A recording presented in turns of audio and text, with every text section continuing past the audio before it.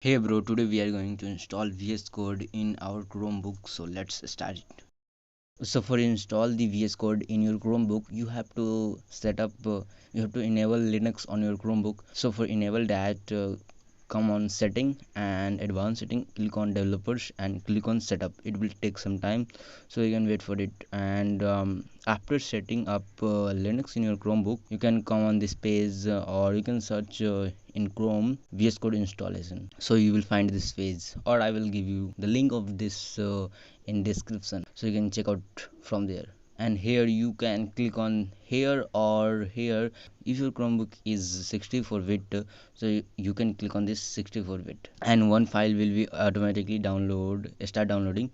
So after downloading this file, you can click on this, and you will see your file in download section in Linux files. And here you can go with right click or double tap on the file. If you are going with right click, so you can go with install with Linux, and again click on install, and now your VS Code is going to be installed in your Chromebook in some time. Once your VS Code has been downloaded, you can find VS Code in application sections, or you can search VS Code and you can open it, and definitely it is going to be work fine in your Chromebook, and you can definitely enhance your productivity in coding.